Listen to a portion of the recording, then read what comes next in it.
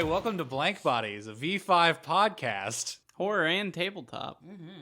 I'm your host, Hunter, and as always, I'm joined by... I'm John. I am Sarah. And we got our lore bot. James. I will say, goths fucking love sleeves. We'll actually put on extra layers specifically for sleeves. Yeah. Yeah. That's one of the dead How giveaways. many layers of long sleeve fishnets can you put on? Many. Yeah, How it turns out a lot. The real Quite a question. few. The real question is how many layers of fishnets would you have to put on before it becomes a regular shirt? Thank Hunter. Honestly- We were on the same wavelength. I was going to Honestly, ask the same question. Should we make that a Twitter poll just for the podcast? Like, hey, do you want us to do the goth fishnet challenge? Because it is October, and one of us will just put on as many layers of fishnet shirts as we can until it officially is a shirt. I'm in. I'll Is do the- it. Hell yeah. I'll put on Is- fishnet shirts. See, if we do it with John, he's skinny. It's going to save us fabric. We can Yeah. make that cheaper. We Yeah. can make this a TikTok challenge. Hell We yeah. have actually use our TikTok. I tried to, but like finals have been kicking my ass. Is this our fucking, like, how many licks does it take to get to the center of a Tootsie Pop? Yeah. How many fucking mesh tops does it take to make Yeah. a real shirt? I've been lacking on the TikTok. It turns out when you take an art and war class during two global conflicts, See, what you need you to tend do to is get really busy in the class. you just need to start randomly making TikToks about whatever it is that you're doing in class. Just Yeah. randomly throw something about vampires in there. It's good. Yeah, just wear some of those plastic teeth. I'm literally making my final project about the Second Inquisition book. Yes. Yeah. Hell yeah. Nice. So we did the dang old Twitter poll, and my boys won. And we are talking about Clan Malkavian this month. Hey. Yeah.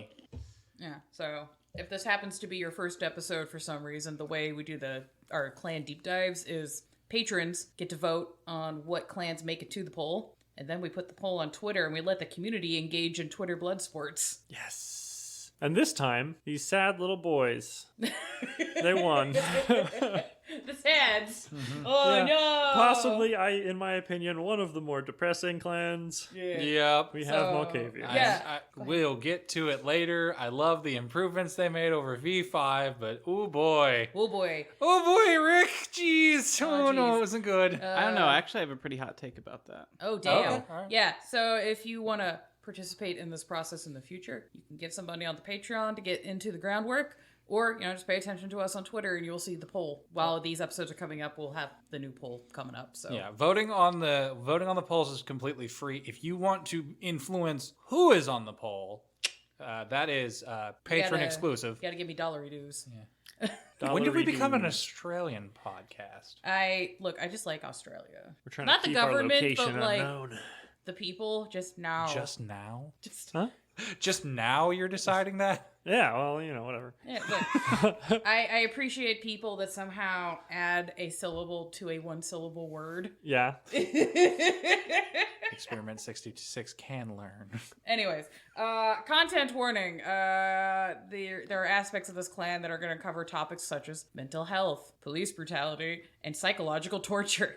If you're not into talking about that today, you can come back or skip it. It's fine. If you want more information on mental health as a story element in roleplay games, we literally just talked about that in the previous episode. It will be number 32, Mental Health in Gaming. I really like that you pointed to the left Yeah. when you said the last episode. Yep. Like, yeah, just go that way. Yeah, let's go left. As if this is a visual medium. Yeah. Yeah, look, it's a Malkavian episode. I'm allowed to do Good. that. Yeah, and I assume everyone actually saw it too. Yeah. Look, do not tell me that because of the way the English language is set up, when I said look at the previous episode, people did not immediately go, oh yeah, I can backtrack by hitting the left arrow button. You're not wrong. yeah. You might be out of line, Ah. but you're not wrong. Yes.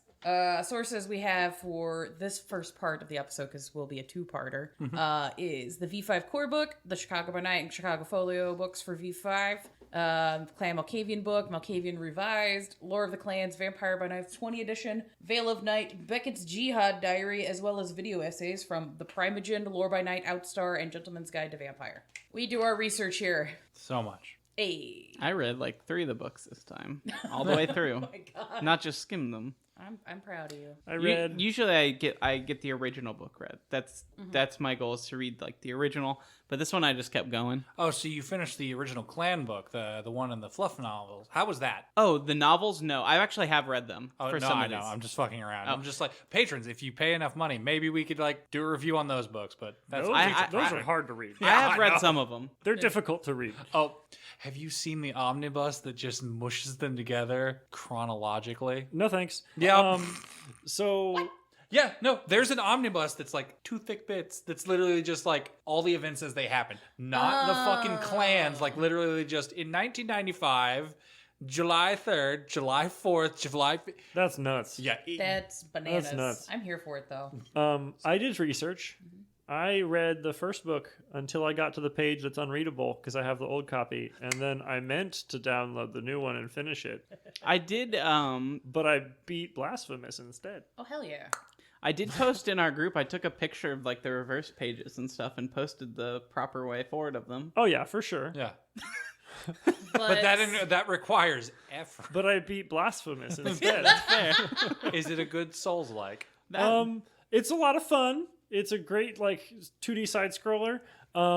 The ending I got was a bit of a like, well, come on, what the fuck, man? But Yeah. also, I see where I made mistakes. So I feel like I don't know if there's a better place in this to talk about it, Sarah, but I actually did have some notes on that infamous unreadable page. Yeah. So for those of you who don't know, it's always been the most infamous part of the original Malkavian book, and there's one page that is completely reversed, and you have to like hold it up to a mirror to read it. It's a Using little Da the Vinci Code. using modern technology, I just took a photo on my phone and then reversed the photo in my Oh. photo app. I wasn't talking about that one. He was talking about the I was Book talking of about Nod. the oh yeah, I was talking about the Book of Nod. Yeah. The Book of Nod's the one where they have the black ink on the black page because the Yeah. book's that goth. Yeah, So I started to read the Book of Nod, There we go. There we go. and I didn't finish. That was the Book of Nod episode. Yeah, okay. I did start trying. Never mind. I didn't do figured- the research. That's what I'm coming down for.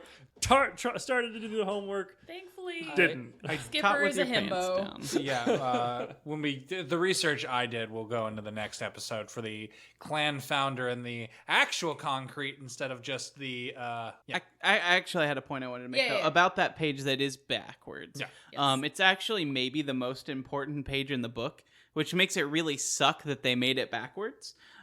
Because that page specifically is talking about how to play a Malkavian respectfully.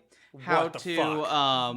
it talks about how you should talk with your players and your party and like make sure that everyone's comfortable with your portrayal of mental illness and like not to make it cartoony or funny. That's the page that's the hardest to read in the entire book as a joke. I think. Well, I don't think it's as a joke. I think there might have been an intent of, hey, if we want them to take this seriously during the 90s when no one gives a shit about mental health representation, We have if to we wrap it in make the page, cheese? yeah, basically they wrapped it in the cheese of.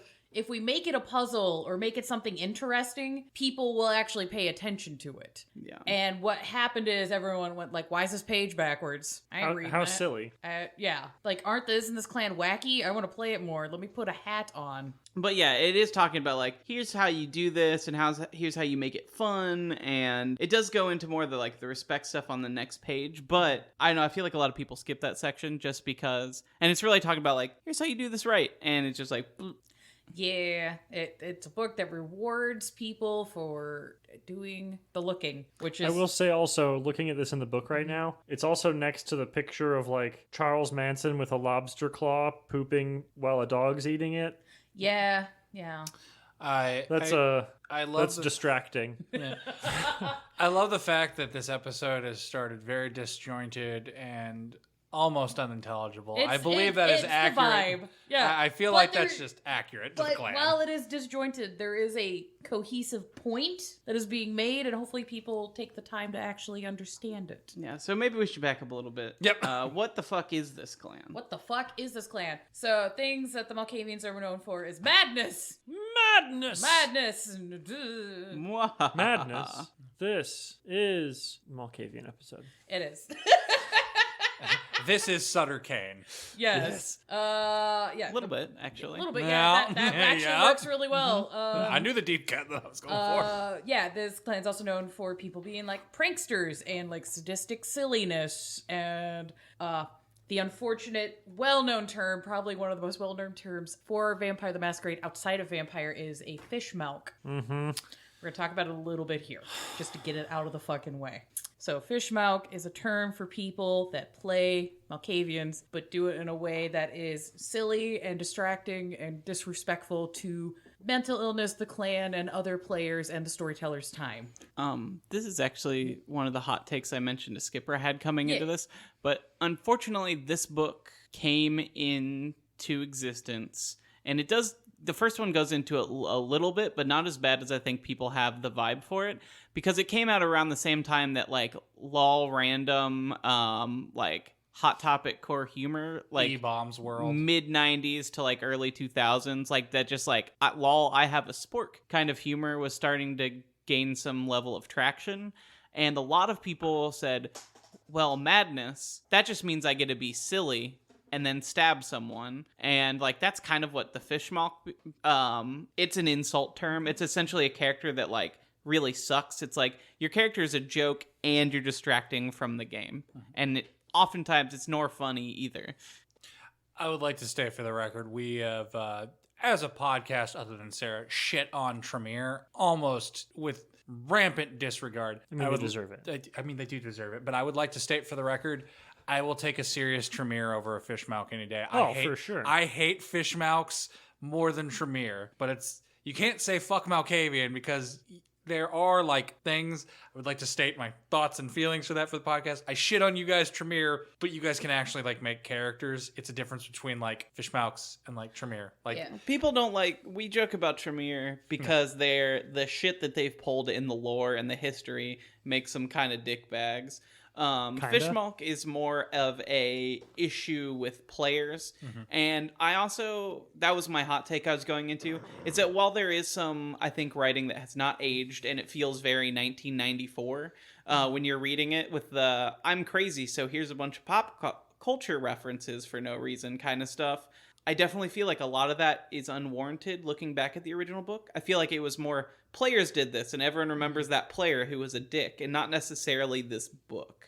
So I'm going into it a little bit more the serious side of this book as it gives. I think we all are, but that is definitely something that surprised me going back and reading this. Is I was expecting, even though they're my favorite clan, I haven't read this book in years now, and I was expecting it to be a little more like silly and dumb. I'll be honest, going back and reading it, I didn't feel that way for most of it. No. Reading most of these books did not feel that way. I feel like it's justified to think that way and remember it that way, because again, like, flipping through the book, a lot of the things that are very memorable to me is the art in it, and a lot of the art is very, like, silly and weird and, like, childish. Like, I think there's literal children's drawings in there. There are. And I mean, like that picture I just described with, like, Charles Manson pooping and a dog eating it with a lobster claw. With a lobster claw that's holding food stamps.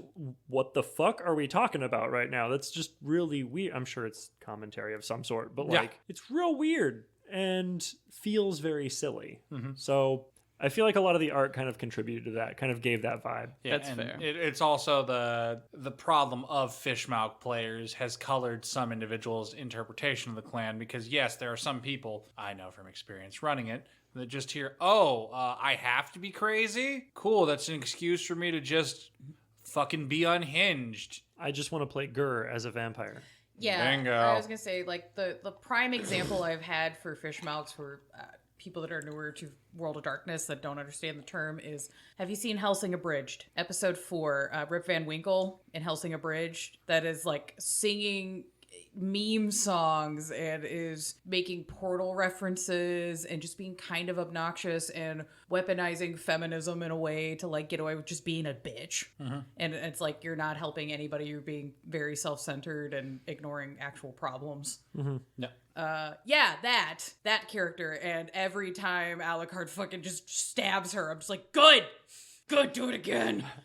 I don't have problems with people like this, because that's the time period I got into this game, and I have some opinions on that, especially as somebody who has mental health issues, and also I have the cultural background of like trickster characters being involved, and the way Americans have interpreted that to be just a whimsical and I can be silly and da-da-da, and I can just basically completely disregard other people and their consent and things in a situation because I'm playing my character this way, and I'm just like, I don't want you to die in a car fire, but like I'm picturing it in my head. I don't want you to actively die in a car fire, but I woun't feel bad. It's one of those, like, I'd feel bad, but I'd also just be like, you know, like, you fucked with the wee folk, and I'm not surprised. But that's my baggage on the situation, and I think, especially over the past 5 years, the tabletop roleplay community in general has gotten much better about these kinds of things, and it's not as much of a problem, but it's something that is a carryover that is not healthy nor fun, and I felt like needed to be addressed up front. Yeah. And I have some more vibes on this that Yeah. I feel like we'll talk about it. I'll bring up at the end of the episode when we do our wrap up, because I think we need to give people listening more context for. I think this is a good intro, but we need to give them actual context of what we're talking about. So now that we got the bullshit stereotype shoved out of the way, other things that the clan is known for as being unstable, low clan within the Camarilla is like, they just kind of let you guys exist because you were there at the beginning and blah. It's better to have you here than not have you here. Yeah. But we don't really like that you're here. Mm-hmm. Because I believe, and we'll get into this more on the research episode, I believe they're one of the clans that fluctuates between low and high clan. Like sometimes they're like, hi, and then they're like, Yeah, that's a big thing in their history, which we'll get into the next episode, so stay strapped in for that. Yeah. They're also well known for being very like tragic truth tellers. It's that kind of Greek tragedy of I'm sharing a thing and either no one will believe me, like the Cassandra Oracle things, or like the Oedipus Rex story of somebody tells you a thing and then you're just like going about your life and then you shag your mom. You know, as you do. I mean, there's such a limited dating pool. Fuck off. And she's hot, and you gotta kill your dad, King. It's Right? they should have done some more ethical adoption. That's their fault. Oops. Yeah, so that's another well-known aspect of the clan. Oftentimes in portrayals for Malkavians, a lot of times their attire and their outward expression will be eccentric, but it tends to be a reflection of how they are on the inside. And I always find that to be really interesting as a trope that constantly happens that nobody ever addresses. Like the best example of this, I think, would be the twin sisters from Bloodlines, like the Vorman sisters, like iconic characters, and you got the party girl who's like kind of wild and could be misinterpreted as a fish milk, but she's not actually, but is dressed in like a skimpy little schoolgirl outfit and is more silly and woo, and then her sister is more buttoned down and has a very structured like dommy mommy office 90s evil lesbian look. Isn't it Jeanette and Jean? I don't remember. I can't remember. I'm very tired. I just remember the party girl was named Jeanette. Yeah. Therese. Yeah, Therese and Jeanette Vorman. Yeah.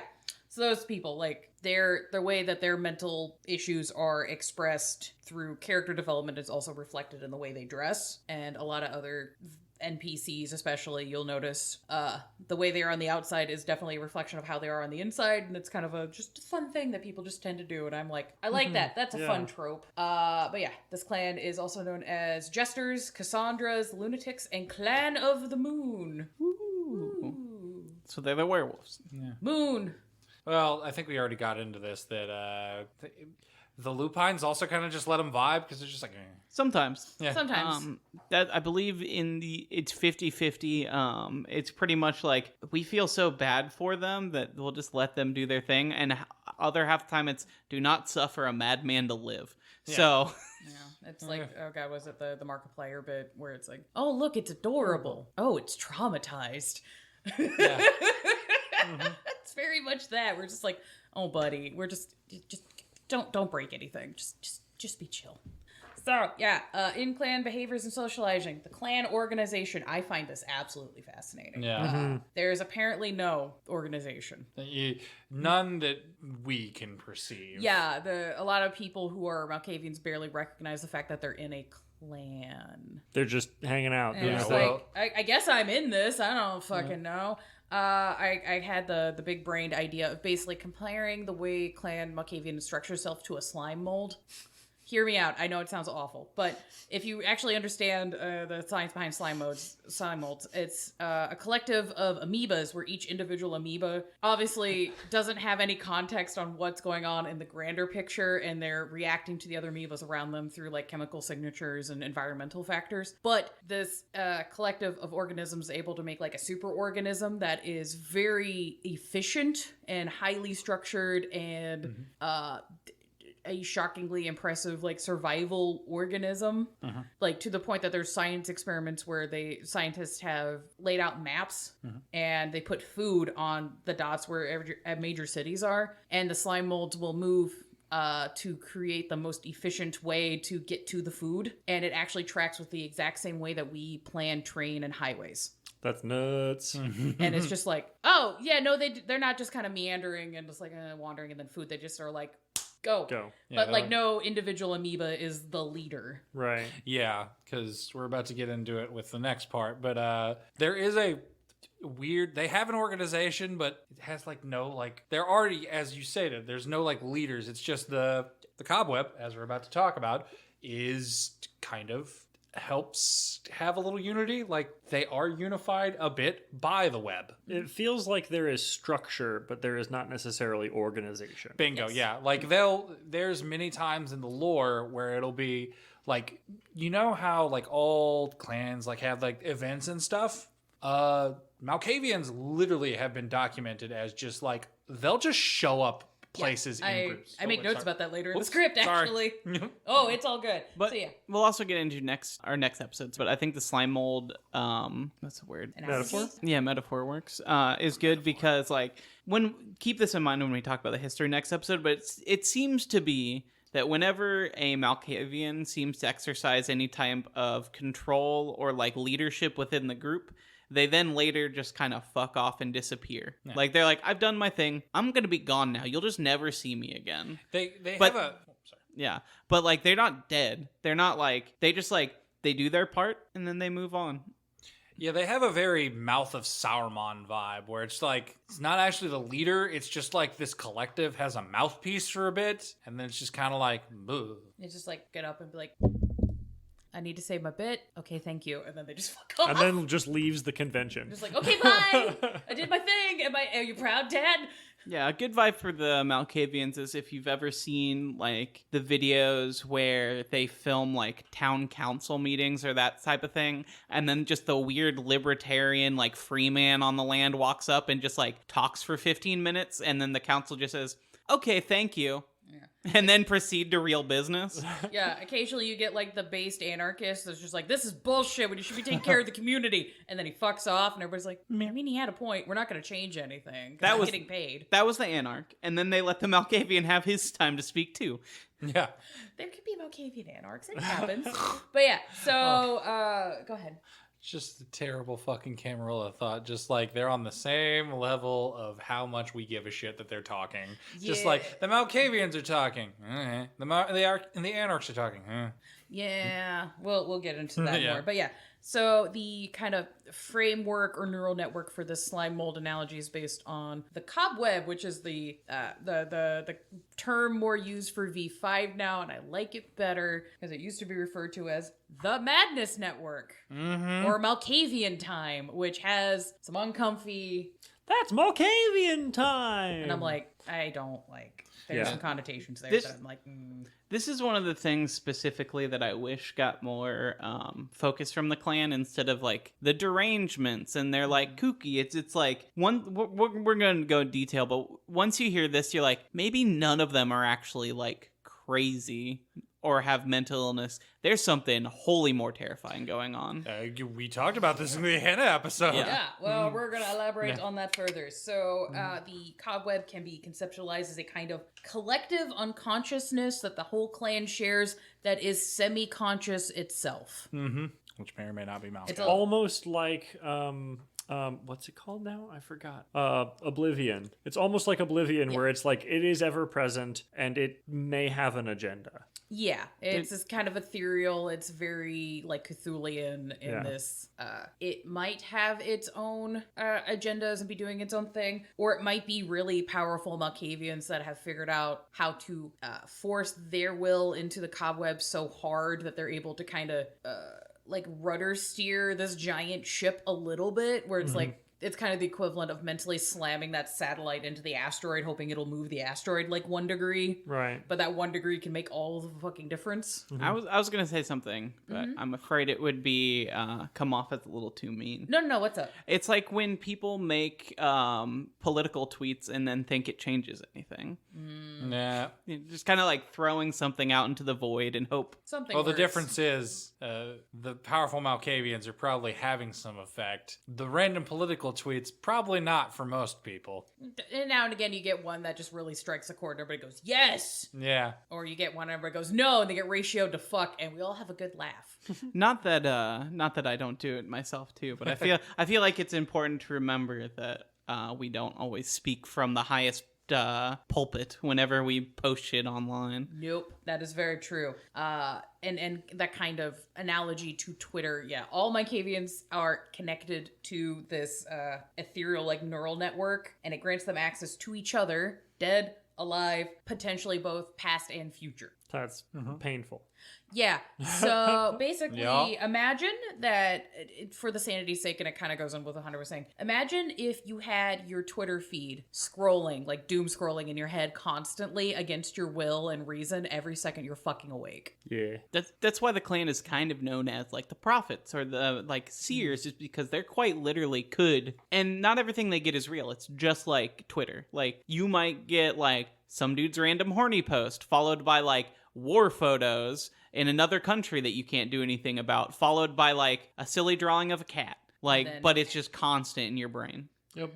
And the more ability you have to affect the weave, the more it affects you. The more nonstop it is pounded into your head.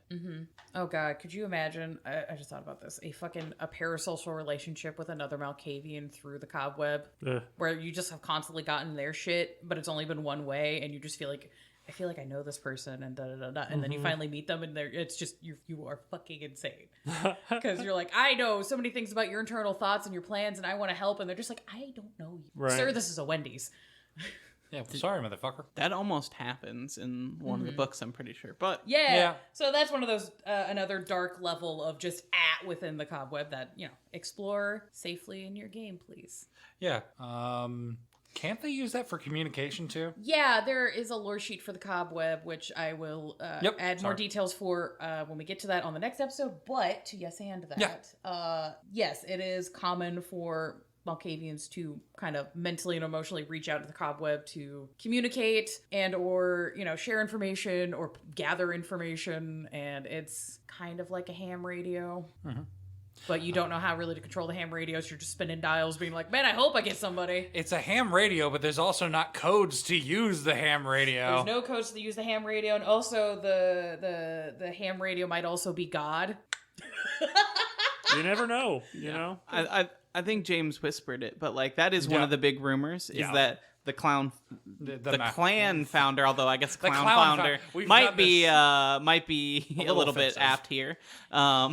Maybe a little offensive too. Yeah. A little bit of each isn't always the worst. Yeah, But yeah, it is rumored that he is that network that's like shooting info between everyone. And it is known to be semi-consciousness. I mean, some older people call it the weave, but those are the people who just predate like technology and basically science fiction. So the closest that they could compare it to would be like a giant spiritual weave of fabric that they're all a part of mentally. Yeah. Because, I brought that up in Gehenna and just kind of like did the whisper thing earlier because I was just like, doesn't need to go over again, but we'll get into that in the history episode because one of those books has a more in detail how it is theorized that might have happened. Yeah, that will also be. Yep. We will share all of our fun theories on what happened to Malkav and the Cobweb when we do the clan history. Because if I did that now, this would make this episode fucking ridiculous. Nobody here wants a 4-hour podcast episode. I mean, Only this clan, me do. Yeah, I was like, if you want that, pay us. But yeah, the most common manifestation for this is essentially hearing voices. So yeah, it's like you're just spinning a dial on a radio, and sometimes you get into cool stuff, and sometimes you get into, Russian spies sending each other like coded words and letters, and other times it's just ads. Though there is a note in the older books that all Malkavians, regardless to how attuned they are to it, if another Malkavian in the area suffers final death, like dead, they can all feel it, and the sensation is worse the closer you are. It's kind of like this mental like vacuum snap sensation, and you're just like, you get this kind of mental phantom limb feeling, and it's very unpleasant. Yeah.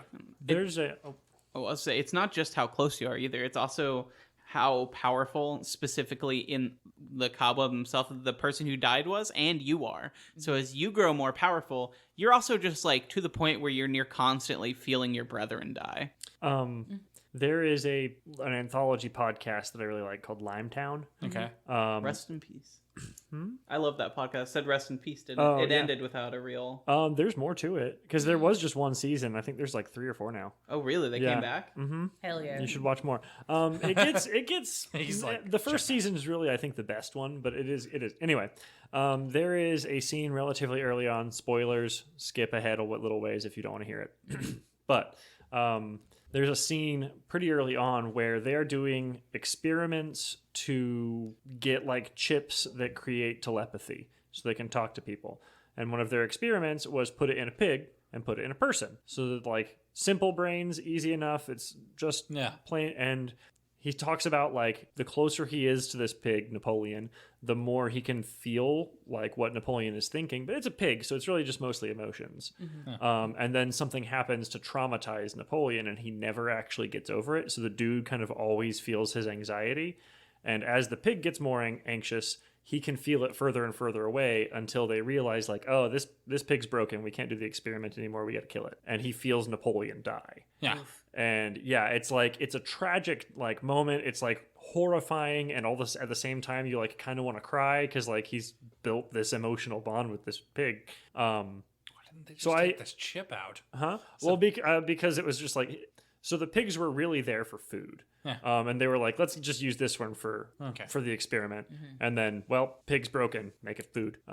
But yeah, it's, I like to think that that's kind of what they're feeling. It's like, he talks about going from like super anxious and like he can feel his thoughts and everything to just like dead silence and being alone in his head again. Which that's actually going to roll into the next point, which is much like how the older they are, it can increase the signal. Malkavians, when they're around each other, can be signal boosters. Yeah, and some of the older text, I haven't seen this so much in the V5. If I missed something, I'm sorry. Older text for the Malkavian Cobweb Network, the more Malkavians there are in an area, the stronger the cobweb is, and other people's mental illness can also like feed into like a cycle loop, and then actually spill out and affect other people as well as like a reverse feedback loop, which is why you get into some interesting lore. I just find it unfortunate considering the actual real world ramifications and current sufferings for like, hey, so there's a lot of religious mania around like Jerusalem, and I'm like, ooh, maybe Let's not. Maybe let's not do that. Let's not gamify an apartheid state like that. But it is an interesting commentary on how like social manias and things tied in with certain kind of religious thoughts can cause feedback loops of just issues, and that's why you get these like satanic panics and like the Salem witch trials and things like that kind of spool up into problems, especially in areas and times when there's a lot of tension. I think that could be an interesting topic to explore in story, but you really need to handle that tactfully, please. Thank you. Yeah, and I don't know how deep we're going to get into it overall in the episode, but I do think it's also interesting, the implication that like high levels of trauma, specifically trauma in a specific place, can like nearly begin to like tear the reality of that location apart. That's kind of what it gets into. I mean, that's what a lot of people who believe in ghosts theorize ghosts are. A lot of them are just like events that are so traumatic they're literally recorded onto the earth itself. It's like the stone tape theory is that what they call it. And that's kind of a angle you could use, like the Madness Network and Similar kind of thing sorry if this is still derailing, but it's a similar feeling about God fucking damn it. I lost believe it you. again. Human experiments involving LSD. MK Ultra. Thank you. That's kind of like what people talk about MK Ultra being. It's like it's a psychic scar on the human people. Yeah. Because it's just so fucking awful. So yeah, that's kind of just playing off And the you can No, get no, good yeah, point. and that can also be and into other just cultural like horror stories within like the Showa and like indigenous genocides and other just fucked like transatlantic slave trade. Just absolute, just like this because there is a lot of science behind generational trauma like affecting your DNA and then affecting the DNA of your ancestors, and that's why like certain populations in the United States, like there are certain groups of people that have healthcare issues. And a lot of that is now being tied to generational trauma that has like affected them on a genetic level. Yeah. Which is fucking horrifying. It's nuts. It's nuts. It's fucking nuts. Let's just be nice to each other, please. Yay. Can we please? Yay. Be a little nice. But yeah, so this cobweb and being able to share information and potentially get glimpses of the future and the past and all of this is a blessing curse, a blurse, if you will, for the Malkavians. It's blurst. It's blurst. Well, yeah, so a lot of people are, like, hey, cool, I have this ability where I can, like, get insight to things and get secret knowledge, da-da-da. But also you just have this constant, like, carnal trimming of just the human experience just in the back of your head and it won't shut the fuck up. Some of it thinks you're pretty and some of it thinks you're awful and you should do terrible things. And other people are like, no, you should help people. And it's just constantly, and you're just like, Yeah, that's rough. Yeah, so that's exciting. Most people have two wolves inside them. Right, most people have two wolves. Some people have two pugs. Malkavians have all the wolves, and they will not stop screaming. And then for some reason, they're in a TV store. Yeah, they're all huskies. They're all huskies. Yeah. God, I wonder how many people on the Madness Network just accidentally tune into somebody. It's just fucking a pack of huskies just howling and screaming. Just, Oh, God. What do you think happens at those get-togethers? Yes. So to lighten the mood a little bit, Malkavians fucking love cities. Mm-hmm. Yeah. can dig it. Yeah. It's very rare to find Malkavians outside of a city. So if you see a Malkavian and they're not in town, something has happened. They're probably not happy. They're probably not happy. You should pick them up and probably take them to the nearest town. Whether this is due to their lack of stability, making it hard for them to survival in like survival situations because they're not well, most of them. So it's hard to have the focus be like, okay, I need to like get kindling and find north, and yeah, that requires a level of focus that some of them just don't fucking have. Right. And some of it might just be, they just kind of like the vibes. They're like, hey, I have a lot of energy. This place also has a lot of energy. Nice. I like it here. Oh, yeah. There is a note in one of the books, I believe it's revised, what I was reading, and they basically mention that part of the reason Malkavians love cities so much is that they force so many people in one place that, like, chaos and madness are bound to happen. And that they often get blamed for like the fall of civilizations and like people going nuts and rioting and stuff, but it's just as often that they're just drawn to it to watch as they are to like create it. yeah, it's causation, not correlation. They're just like, oh, you're here. Clearly you're the fault. And it's like, no, we're here because it's about to happen. Kind of like a Mothman syndrome. Yeah, it's like, look, there's problems happening, and they're just like, I vibe at this. Like, this is where I'm at, and I'm like, okay, cool. I'm just kind of chilling here. Why is everyone mad at me? I just liked it here. Now, there's a very iconic bit of text, at least to me, where it talks about them like sitting on the mountains, and I believe it's watching the fall of Rome as they just sit on the mountains and hillsides and watch it happen. Not that they didn't have any influence over it, but it was something that was bound to happen, but they were meant to be there to see it happen. Yeah. It's like, well, this is happening now. Anyways. I do think there's an interesting note with that because of the instability of a lot of Malkavians and the way cities are now. This trend might start to reverse, and a lot of Malkavians might start to like Ted Kaczynski themselves because there's so much surveillance, and people, especially in the West, do not have a kindness to mental health problems. So if somebody is having an episode, people immediately like whip phones out to record it or immediately call cops. And we don't have systems in place to take care of people like that don't have supernatural powers on top of that. And the odds of them having an episode and potentially causing a massive masquerade breach and it being recorded is huge. So there's like this whole other extra layer of stress on the Malkavians, especially in modern cities. Yeah. And I think that there's a reverse effect of that too, especially with social media. And like I know we talked about it on our like cults episode, and I always watching stuff on this because I find it endlessly fascinating. But like the world of like holistic therapy and medicine, and like the ability to survive in our society being mentally ill if you're able to make it quirky. Like essentially just like, yeah, I have like debilitating mental illness, but I post about crystals all the time, and like I'm into like healing my chakras.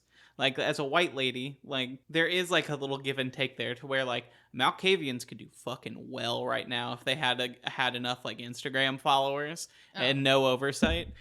Yeah, there's also things like mentally ill TikTok, which I'm very much on, where there's just sound bites constantly just making fun of your own issues and just kind of making it jokes as catharsis. Like one of my favorite ones is people putting the sound bite like, ooh, I'm mentally ill, while they're putting their medication into a toy like candy dispenser.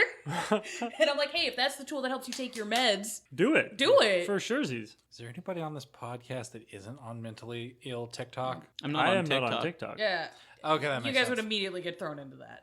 Oh yeah, no. I mean, TikTok has I'm pretty sure it's a psyop by the technocracy, because man, it's real good at just going, I know what you are. TikTok's a psyop from the Chinese government. That's what that is. Yeah, that's what I was about to say. I've been playing too much Shadowrun recently to know to ever think it was a mistake. No, Yeah, it is I know. not. But it's interesting. Visionaries. A lot of Malkavians will pick up the role of being seers and soothsayers and that kind of thing. This is done with a combination of the cobweb and auspex, because there's the premonition ability, which is a fun storytelling device we'll talk about later. Their insights extend beyond standard soothsaying. So it's not just hey, so I rattled some bones and put down some tarot cards and this is my interpretation of what's going on. Malkavians have a perception that goes beyond the mind and like actual planes of reality, which is kind of where some of their ties in the early books to like mage and like changeling kind of kicks in, because it's like, no, some of them are literally seeing different planes of reality. Yeah. Some of them can do that. Yeah, and that is something that I would suggest for someone who maybe was a little uncomfortable with like the super mental illnessy side of things. Is like, none of the Malkavians have to be mentally ill. They can all actually just be seeing so much and like a different reality than everyone else, that while they may seem mentally ill, they are 100% sane in the best way that they can be. But, or maybe they have a ton of trauma from that, but like, you don't have to make it real world mental illness. Like this person didn't become a Malkavian and all of a sudden get like some sort of compulsive disorder. They became Malkavian and they realized that like, oh, that tree doesn't really exist. I can see through that tree that I also can see. Mm-hmm. Yeah, it's much like, I believe, good representations of this are Jean Grey in the beginning of X-Men and Sookie Stackhouse from the Sookie Stackhouse books. Psychics. Well, not psychics. Telepaths that are just like the reality of, if you had telepathy, you can't just turn off your hearing. If you just straight up, like, you became a Malkavian and the cobweb just hit and you have all this new sensory information that you can't stop. There is no way to close your eye. Well, a new baby bat. There's probably some things in the lore that give Malkavians the ability to meditate and close himself off in the web a little bit. Not really. It mostly just gets worse. It gets worse over time. There is a group of Malkavians that I'm going to talk about in the second episode that kind of kicks in with, but yeah, I would assume that there is an ability to regulate your ability to perceive, but I would assume that is more the thing that drives you crazy. Just an unfiltered, like, if you had Fox, the Discovery Channel, Comedy Central, and AMC playing on the TV constantly, and you cannot change which direction the channels are going, how much volume any of them are, and they're all fluctuating on forward, backward, volume, brightness scale, just you had to deal with that. That would make most people a little unhinged.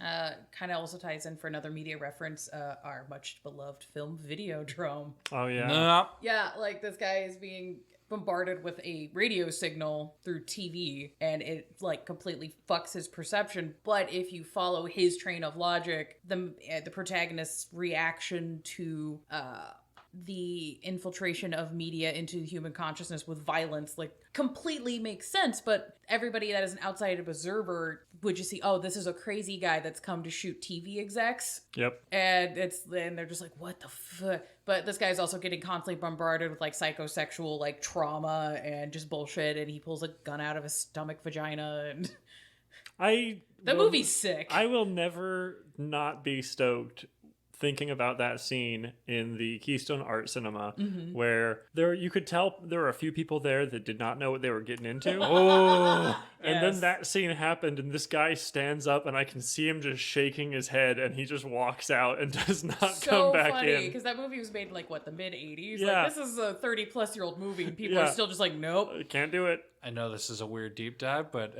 there's got to be somebody that's here for this. Funny enough, in Geist, the Ghost in the Machine power literally quoted to just be like, watch Videodrome. That's hilarious. They're just like, this will explain what this power does. Yeah, It's just like Videodrome. Yeah, Videodrome. And another like visionary thing that I think would be an interesting media representation is Possessor. Yep. Is another good one where it's like it's two people that you're having to deal with at a time, because it's like the main character is trying to infiltrate the brain of one other person. But the way that that's done visually, I think, is very interesting and can be a good player storyteller like start point to craft a character that's dealing with these kinds of things, and then you can just scale it up to, well, how many Malkavians are the city? This is now going to be exponentially worse based on how many of your friends are in the area and also how you're doing. And it's just, I'm going to melt my brain into somebody else's brain, and we're going to be the same person, but not. And can I kill myself while also being assassin for this other person? What does it mean to be me? So, yeah, that's fun. But, you know, go ahead. Just one quick yes-anding. Actually, no, yes-anding. Skipper. Much like how the Oblivion and the Madness, the Cobweb are probably very the same. It probably feels like you're adrift in an ocean of thought. Yeah, it's just opposite sensations where the Abyss is entropy and just nothing. The Cobweb is everything at once all the time, which I still need to see that movie. Yeah, it looks really dope. Same. It looks really good. Where are we with things? Yeah, so whilst having this ability is a blessing and a curse, a lot of people in the Camarilla tend to rely on Malkavians because they have these insights that are profound and have ways of being able to like be advantageous, because it's like, okay, sometimes they see things that are like way ahead of the curve, so I can get ahead of my enemies. I can now also get information outside of computer tracking, which is fucking super useful in the age of the Second Inquisition. There's not a lot of Malkavian princes. They tend to be advisors, or like even can be like really powerful primogen, tend to not get big boy seats very often. There's actually a note, I believe it's in Revised, I can't remember specifically, but it talks about how many Malkavians think part of it is because the Camarilla is afraid of how well they'd actually do when they are put in control. When you have that kind of like soothsaying ability and basically the ability to communicate with all your brethren, and you're also in charge of the entire city, that's kind of terrifying. Imagine if your prince was also a hive mind with every other Malkavian in the city. Yeah. The more powerful, the easier it is to communicate on the Madness Network. Imagine if your prince could just summon every single one of his clansmen to him. Yeah. Which that actually brings up a storyline and plot I did for one character who was playing a fish Malk, of just like, how did I have the plot turn into bad things? I had a fucking virtual adept use music to hack the Madness Network and summon them all to one area because he had an enemy that wanted to kidnap him. I was like, no. This rave will hack the Madness Network, and you will be here, and you will be taken care of. Yeah. So, but you know, that's also the double-edged sword of, because they are unstable but useful in the Camarilla, tend to be, especially if you're a visionary soothsayer Malkavian, you tend to get a little bit of leeway where they're just like, we don't like your outbursts, we'll let the decorum go, but like, we're not gonna invite you to the big boy meetings, but you know, it's fine. Right. But pranks, bro. Pranks. Malkavians fucking love pranks. I like pranks. Pranks are fun, but they are one of the things that I feel like, and even in the writing's not always great, but they definitely kind of brought that like fish Malk, a little like disruptiveness to the character in a way that's not good for storytelling. Yeah. Yeah. Yeah, at least for me, I think having pranks involving the characters is good in a story archetype. So if you're looking into kind of like characters like Loki or Anansi, where it's like, yeah, they're doing fucked up shit, but like there's a reason for it, or their prank causes the creation of something else that can be useful or gives insights to other things and perspectives, that is good. And Malkavians try to do that, but sometimes because of the neural spicy is trying to explain something to the neurotypical and it just doesn't fucking translate, and they're just like, I just look like an ass, don't I? And it's like, you do. I'm sorry, buddy. I just had this idea. Huh? I love the idea. Malkavian has a coterie member who's a relatively new vampire. Malkavian schemes and schemes and schemes and schemes and schemes and schemes and schemes to set up this crazy, elaborate, like, political intrigue craziness. We got to do all this nuts stuff, and then by the very end, like, they get to the thing and like, you know, oh, it's supposed to be this crazy artifact or whatever. We find it, and it just got a note that's like, the prize is all the lessons we've learned. And that's his prank. Yeah. Like, he's just been spending like 4 years planning this like crazy ass like quote unquote prank that's like, well, you actually didn't get what you wanted, but we got something better. Friendship. Oh yeah, that's perfect. That's Yeah. fucking perfect. We're just like spinning these webs of just political intrigue, and the baby bat has no fucking idea, and everybody else is just like, I'm not gonna get in on that. I don't know what's happening. Like, yeah, sure, man, I'll help you out with this scavenger hunt. Essentially, is what it is. And then after years of just toiling and thinking, like, I'm working my way up through the ladder, and the Buccaneer's like, surprise, you did it. Here's a cake. And it's like, I can't even eat that. Why? But you can have But it. you've learned, haven't you? Yes. Yeah. So this tradition has gone on from ancient times up until now. It's often why the Malkavians are known as jesters. That's what they used to be called in the Dark Ages book. Yeah. Well, it's kind of a way also for them to like, jesters historically, as I remember, were one of the only people that could like straight up make fun of the king Yeah. to his face It was and like- not get beheaded. Yeah. It's similar with Malkavians is like they kind of get that permission. It was like the closest thing to like political commentary where they're like, we need to hear the voice of the people, but it needs to have a jaunty hat so Yeah. I can either take it seriously or ignore it because it has jingly bells. Right. Yeah, it's like if your Malkavian is basically just John Oliver on Last Week Tonight, I feel like that's amazing. Where it's like, yeah, we're doing hard-hitting political commentary on the state of things in the city. But also, I bought this giant alligator statue where it's giving the bird. We also need to have Adam Driver destroy me. I also think it's an interesting trope that goes beyond World of Darkness. If you go back and play second edition D&D, I believe it's in the Thieves book that they put out for second ed, there is a subclass in that which you are a jester, and the jester's ability is that you become immune to any sort of like psychic attack.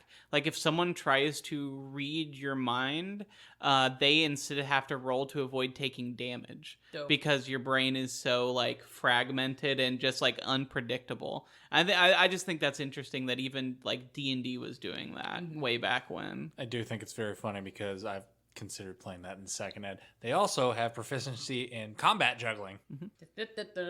Stab. Well, no. All 8 knives are going at you now. Hell yeah. I'm just like, that's dope. I've seen jugglers. I believe it. I Yeah. believe it. We saw them. Don't- We saw that interesting juggler guy at Gen Con this year. Yeah, don't piss off yeah. the jugglers. Yeah. It was Giacomo or something. He was a good guy. Just don't fuck with the jugglers. Yeah, don't. Like they got ups. I will say though, I have a friend who used to be in the circus, and he said that in the political rungs of the circus, at the bottom is clowns, and slightly above them is jugglers. Yeah, just saying.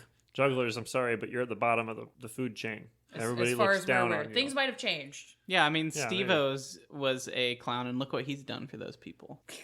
For clowns? Yes. What He was has a he done for- professional clown before he Right. joined Oh, yeah, Jackass. wasn't he Well, a yeah, but rodeo he's not a- clown? Yeah. Yeah. Yeah. But that's also literally yes, just sure. playing Jackass. I was about to say that he's been a jackass his whole life. Yeah, that he just been doing that until his body was like, no. Right. So he's like, bro, you need veneers. Your And it's teeth like- are fucked up. And it's like, you know what, Steve, I'm glad you're doing better if you listen to this for some reason. You're a delight. In typical World of Darkness fashion, these pranks do oftentimes go out of hand. Some of these will spiral with their gags and become more elaborate to the point of endangering others, unfortunately. Some of these pranks will revel in being benignly cruel, where it's just like, yeah, they're doing the pranks, they're making a point, but they're getting a little satisfaction out of just being a fucking prick. Yeah, but sometimes they're also just trying to teach a lesson. Yeah, and it's like, there's like, the level of prank bros where they're like, I'm helping the homeless, and they're not at all, and they're just kind of like, basically it's just gross young teenage boys or young men that are just walking up and like, why are you poor? Anyways, here's $100. Fight your friend. Yeah, like hobo boxing, that kind of shit. And it's just like, that's gross. And I mean, I guess you gave him a sandwich, which is good, but like that doesn't help anyone. It was very expletive. If this is upsetting, if this subject is upsetting to anyone, go watch Hobo with a Shotgun. It's literally the revenge version of what happens when you're like, what if I made the homeless my entertainment? Be like, what if the homeless accidentally got a shotgun and went John Wick on rich people? Hobo with a Shotgun was fun. Yeah, I would point out too. Grindhousey. Oh, sorry. I would point out too that like a lot of the pranks that quote go out of hand are often in the book were described as literally just putting someone in their place and then calling it a joke. Like literally just like tearing another like kindred's everything down around them and then being like, see, you weren't that great after all. Like, it's not even really a joke. It's literally just ruining someone's life and then saying, but don't you get it now? Don't you see how worthless you actually are? Damn. Wait, right, which I, as a player and a storyteller, love that shit. But like in the context of the story, it's just like, oh, fuck. Yeah, say, that's rough. A story element that happened in one of our recent games, and one thing that happened with that, like Max did have a moment like that where somebody was just like, I'm in charge. I'm the big boy. I'm the one. And I'm just like, sir, did you forget you're in my haven? I don't think you're as big a shit as you think you are. Right. Which if you were to like go into the gesture trope for that from Malkavian scene, instead of just pointing out like, hey, here's the rule, like rules of Haven, you just fucking would pull out a paintball gun and just shoot him in the face and be like, you're in my house. Go home. Exactly. It'd just be like doing a jaunty haha and then just be like, you can't do shit because if you do. Or one of those old timey like soda spray bottles, like the glass ones. Those. Except it would have like holy water in it. The thing is like it's a lot more mean-spirited than it is silly generally. Yeah. Like I think that's what makes it go from being like a good storytelling element to like what people negatively stereotype this clan with. Yeah, it is traumatic. The pranks are almost borderline always traumatizing another person, kindred or human or whatever they may be, and then they're usually the only one who gets the joke. Or other Malkavians. Yeah, or people who don't like that person. No. Like, and a prank could straight up just be an assassination. Like, they may call it a joke, but they may just put a Irish bomb in someone's car and then be like, ha ha, you see? Now you're dead. Yeah, he's flammable. See, I told you he wasn't invincible. You set him on fire. But he said he was invincible. I think there's room for like a slight sliding scale on this, but there is also the far side of this where Hunter was getting into, where some of it is just people being vicious and then afterwards being like, oh, it was a prank. And it's like getting that serial killer, like borderline personality realm of just like, oh, they're not well. Mm-hmm. And they're using the cloak of being the clan that they are to get away with being a fuck. Yeah, it's kind of the Gacy thing. Where I'm tying you up. We're just playing around. What a funny joke. We're just wrestling. We're just a couple of guys just having fun. Right. Mm-hmm. Ignore the fact that I've just tied your arms behind your back. I don't have 30 kids in the basement. It's fine. Right. What? And often this desire for pranking or this impulse to like just fuck with people to make a point is another citation of why Malkavians are tied in with the Changeling. Because Changeling also, a lot of them have the similar very vicious and cruel prank, but it's to make a point kind of a thing. Or, like Changeling deals where they're just like, just take your fucking pronouns. Can I have a moment of your time? And you go, yeah, sure. And like, cool, thanks. And then they fuck off and you're like, what does that mean? I'm gonna take a nice Wednesday from you, bitch. Yeah, so it's in that kind of vein, and that's definitely a consent talk at session 0. If somebody really wants to get into this, to be like, how far can I go before I'm just being an asshole as a player and not like as a character? Right. Hooray. Academics. A lot of Malkavians are fucking nerds. The clan Malkavian is one of the most educated and generally clans short of the Tremere, which is fun. A lot of the Malkavians tend to focus on the mind, which leads them to being interested in psychology, biology, philosophy, religious studies, anything that allows them to explore the psyche and perception. So you get a lot of, doctors. It makes sense. Yeah, because Just trying to make sense of what the fuck is happening around them by studying it. Speaking of, there's also, because we talked about bloodlines, there's also that Malkavian in bloodlines that's just like, I'm not crazy. It's just like, you have rampant OCD and a desire to control the world. Yes, you are, sir. You're very smart and very poignant, but you are definitely just as crazy. Just because you're a learned man did not stop that. Well, that's what I was getting at earlier. It's like, I feel like it's kind of like a villain where no one ever, most of the time, most people don't really believe that they are the villain of a story. One of the common tropes in even the fluff in these books is the character does not see themselves as mentally compromised. They might be traumatized, they might be confused, but they don't believe that they are actually like not working mentally. They, if anything, they either believe that they see a greater truth than everyone else, or they believe that like, oh, I get confused a lot, but like I'm not mad, I'm not crazy, I'm just, I'm a little confused sometimes. It's like the person who's like, I'm not depressed. I'm not depressed. Yeah, I don't get out of bed for days at a time sometimes, but like I feel fine. Yeah. I mean, yeah, and a character kind of trope for this is like very Herbert West. Fucking brilliant scientist. Cannot argue that. Not well. That's just weapons grade autism. He's just like, I don't get people, but I understand how to sew them back together and make them people. On top of that, there's also just the like delusions of grandeur and disassociation from humanity, where he's just being like, yeah, I put the cat in the fridge. Of course I did. Like, what was I supposed to do? Write a note, cat dead, details later? Yeah! Oh, that's my favorite So fucking good. line in that movie. I actually have a pair of sweatpants my girlfriend got for me that say on one leg it says cat dead, details later. Nice. Hell I have a yeah. patch. Oh, nice. But my first Malkavian was actually my first World of Darkness character I ever played was a vampire based on Herbert West. yeah. He was a Malkavian, and he thought that he could cure vampirism through science, and was literally taking points in vicissitude to like sew dead bodies together. Like, well, if I can figure out how to make one, I can figure out how to break one. Yep. The logic is sound, but also, Yeah. Which go is pretty to much Malkavian. therapy. Yeah, go to therapy. Men will literally reanimate dead corpses instead of go to therapy. Nah. Yeah, if that's not a man for you, God fucking damn it. Social bugs. Malkavians are one of the few clans that feel a drive towards companionship, Oh, which is kind of cute. yeah. This will drive them to either embrace or seek out friendship with others, often and including very unconventional friendships. So, Malkavian, out of all the clans, the Malkavian is the one most likely to just like go up to a mage and be like, "Hi, Let's be pals. you seem neat. You see that? Cool. Here's a rock, and we'll leave. With the Yeah. We're amount of friends now. with the amount of magic spears, they might see it. Just we're gonna get soft tacos later," and it's like, buddy, you literally can't eat them. He's like, I have them though. That's all I wanted. I have them now, and then when I'm done with them, I'll give them to somebody else.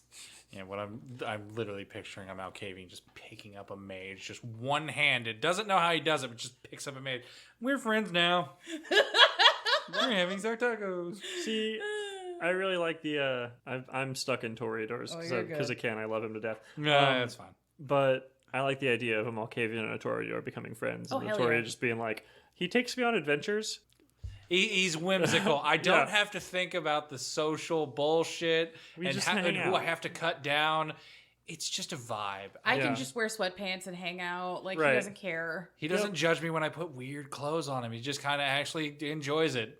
It's great to bounce fucking projects off of. Yeah, And I then like I it. also, I like it. Yeah, so it's just one of those, like, if you're somebody who's a person that likes playing more social characters, Malkavian's a great fucking avenue to just have the, hi, how you doing? It just, all I could think of is fucking, I don't know how many of you guys have seen, like, Henry Rollins speaking tours, but he's talked about, like, his mom teaching him as a kid, like, if you want to go make friends, Henry, just walk up to him and go, hi, my name is Henry, and stick your hand out. And he's like, I did that all the time, whether it made social sense or not. Oh, now we're getting to that part where I talked about Yes. the Madness Network just And- randomly. An extension of this desire for social gatherings leads to literally things called gatherings. Kind of like the Juggalos. I was about to say, did we just make a discovery? Well, the thing Whoop, is, the, Yeah. the Juggalos, even though we may not perceive it, have an organization structure where they actually write stuff down. The Malkavians just kind of like have a feeling they should start going like in a direction. Well, I mean, and sometimes they be in a write it down. place.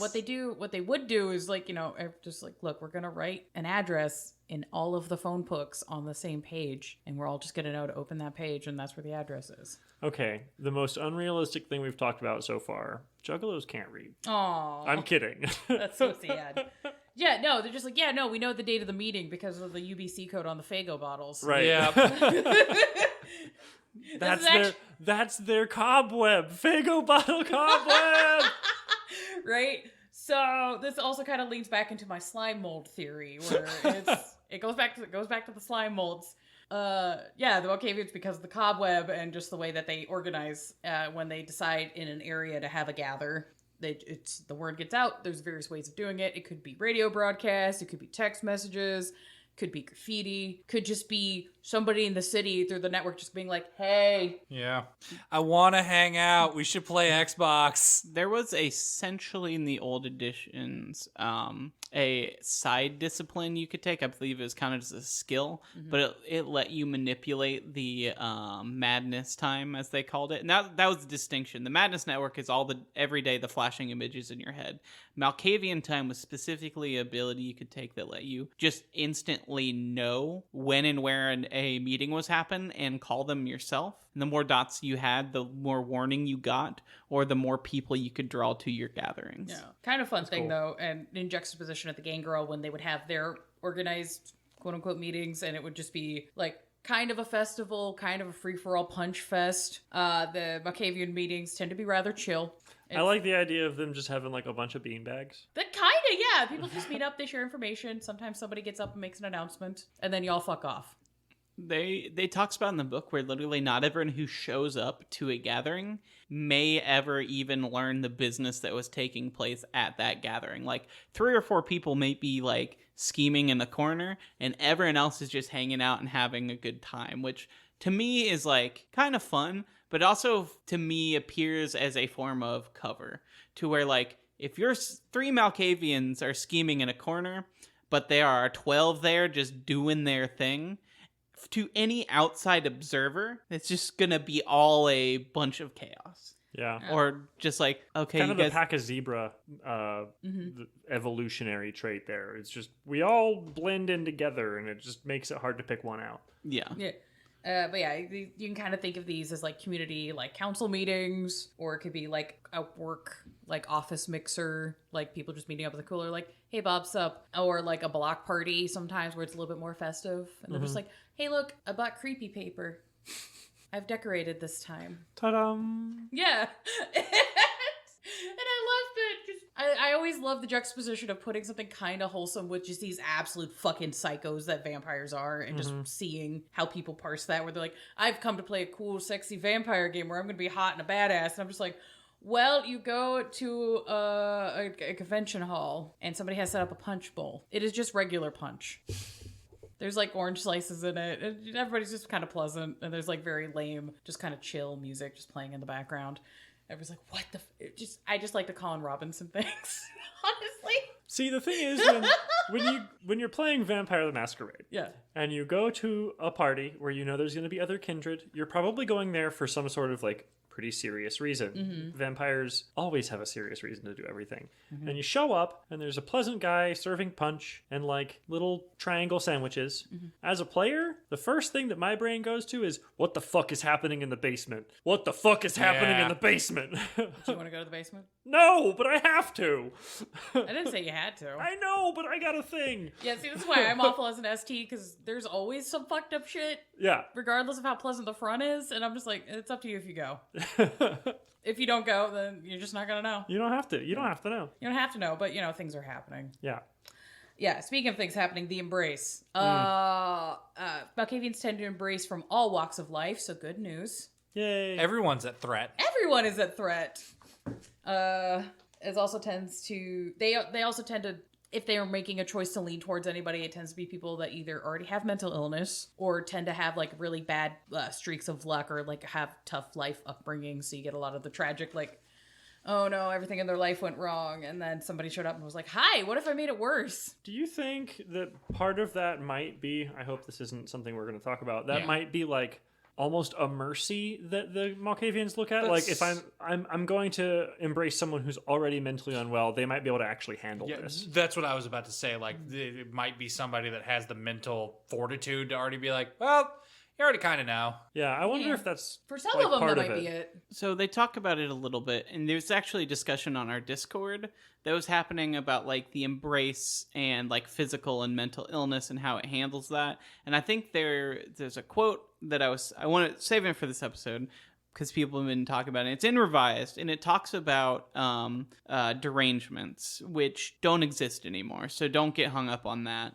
But it essentially says that someone who has a mental illness is not guaranteed to have that same mental illness when they become a Malkavian. Right. So, like, you could turn someone with, like, schizophrenia, and then all of a sudden, well, they don't have schizophrenia anymore. Now they have very bad OCD. Or some Malkavians end up with both. So they have whatever mental illness they had as a person And whatever plus else. something new. right. And it talks about specifically that because a lot of mental illness is based on like chemical imbalances in the brain, well, vampires are walking corpses. Doesn't matter about the chemicals in their brain. They don't use them anymore. They're much more of a spiritual creature, as weird as that sounds to say. And so like they were talking about how a lot of mental illness that is literally just like chemical or physical probably goes away. Same reason some guy with heart disease becomes a vampire. He didn't have to worry about having a coronary. Yeah. But which I think is a good way to separate that any uncomfortable with dealing with mental illness and the actual characters is like this person is not dealing with an actual chemical imbalance that affects like real people every day. This is something like different and spooky and mystical, and I think for me, I think that makes it much more comfortable, and it takes away from some of that stigma that you might get from being like, no, I'm just going to play a real mental illness. Right. I think it's kind of interesting because, like, being like though you use the word spiritual for vampires, I think it's interesting to think about it like if someone did have the same mental illness. Again, I'll just go for like depression because it's super easy. You know, you may not have that chemical imbalance anymore if you wanted to continue for your character the same, mental illness that you had while you were living. It's like, I would think it'd be kind of cool to be like, okay, well, you don't have that chemical imbalance anymore. So the chemicals in your brain don't matter. But that is also like a feeling that if you've ever suffered from depression, it's like, it almost feels like it is a part of like your soul. And so maybe you don't get that chemical imbalance anymore, but that feeling and that like heaviness is a thing that sticks with you regardless. Yeah. I just think that's a cool idea for a character. I like that. Actually, just saying that a little bit, I think one of the big things about vampires is like they're trying to hold on to humanity as they knew it. Like their touchstones are usually like people that remind them of or existed in their previous life. Yeah. I think a vampire who may have been depressed, and even though they don't have like the chemical side of it, having depression is a part of the existence that they would know as being human. So while trying to hold on to your human experience, you may not actually be able to physically feel tired anymore, but like having those patterns and those feelings may be a part of what humanity means to you, that imperfection. Yeah, and you can get into some interesting stuff because Malkavian as a clan tends to focus so heavily on the mind and what that means. And if vampires are more of a spiritual being, what does having such a cerebral experience mean in the context of that? And that gets into some clan early lore with the Malkavians, Salubri, and the Setites. But that is the next episode. I will talk about that bullshit. Yeah. The Malkavians that are particularly unwell might embrace and have no idea that they had done it. And Do it in so- almost like while you're in almost a fugue state kind of thing. Yeah, so there's more than a handful of the Caitiff that are just Malkavians that just are like, I woke up like this. I don't know what the fuck. And I can hear people. I don't know who Todd is. Right? Todd Clorox. Todd Clorox. Yes. Yeah. Just And Clorox. to get into some Gold Star territory, there is a tradition within the Malkavians called reality busting within Embrace. This is the practice where the sire will mentally destroy a potential child before Embrace through elaborate gaslighting. Yeah, this is something I've specifically seen like people comment on both these books and not really understand what the book was trying to get at. You are destroying someone's reality to prepare them for the embrace. You are like doing, like Sarah said, gaslighting. You're destroying their sense of reality around them so that when they're embraced and they get the curse of Malkav, as some call it, the madness, why not? You know, that's just as real as anything else I've ever experienced in the last like 6 months. Yeah. That's one way of perceiving this. There's also just the getting into I am always of the mind that just because you're mentally unwell does not absolve you of the weight of the morality of your choices. And there's going to be some Malkavians who just like doing this, or this is the way they were embraced and they're kind of just continuing cycles of violence. So this is a interesting story trope that also needs to be handled with a lot of care and respect.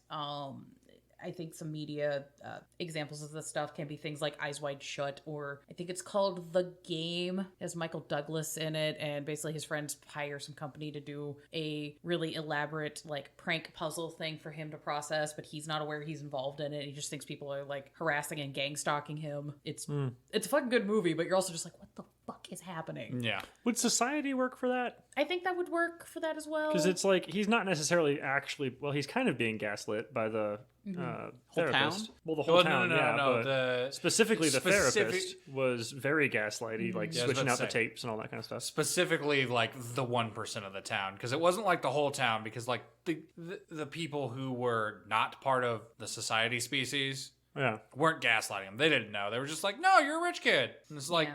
"No, you're not one of us." Oh, also Get Out is like perfect for Yeah. this. But yeah, this practice involves like stalking, harassment, Charles Manson, creepy crawling style break-ins where they'll just come into your house and move all your shit and like leave. Just kind of ruin your sense of safety. Dominating people around the victim to forget things about the victim or add beliefs into their head to think that things happened that didn't. Also using dementation to like force people to have hallucinations and just all sorts of fucked shit. Speaking of, I actually just finished a book like that.